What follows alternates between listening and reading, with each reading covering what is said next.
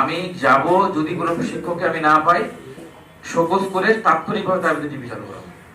সে যে কোনো দলের কথা বলে। গিয়েছি, উনি আমাকে, আমি গিয়ে যেটা জানতে পারলাম যে উনি নাকি কোন মিটিং এ গিয়েছে। এটা কি হতে পারে? আপনারা বলেন এখানে যারা আছেন। তো এরকম কথা যদি কেউ বলে, আমি কিন্তু কারো কোনো সুপারিশ শুনবো না।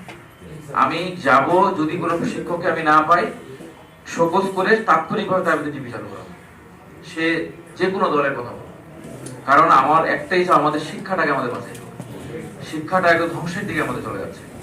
ইতিমধ্যে প্রতিষ্ঠানগুলো আমাদের ম্যাক্সিমাম অনেকগুলো প্রতিষ্ঠান আমাদের সিস্টেম, আমরা এই নাস্তাগুলো নিয়ে নিই। আমরা এখন আমি এই ইয়ে থেকে আমার রুম থেকে একটু প্লিজ নাস্তা নেই, একটু একটু আপনার নিচ্ছে না।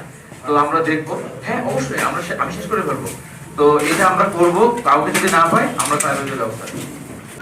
একটা কথা মনে করি, ড্রাইভিং স্কুলে এটা আছে, আমি হাই স্কুলের কথা বলি, কলেজের কথা বলি, ছাত্র না, শিক্ষকরা ছাত্র পায় না। এখন কিরকম হয়, আমি যখন মাঝে মাঝে যাই, একটু আমাদের টিম যে আমরা তো রিটায়ার করছি, যাওয়ার সুযোগ। অভিনন্দন জানাই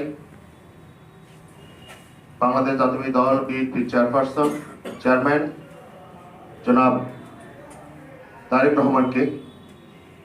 উনি সীমাবদ্ধ থাকে আমাদের এই সম্মানিত দিনটিকে উদযাপন উপলক্ষে।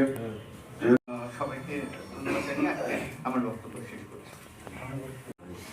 তো আমি এই বলে আমার বক্তব্য শেষ করছি। ধন্যবাদ সকলকে।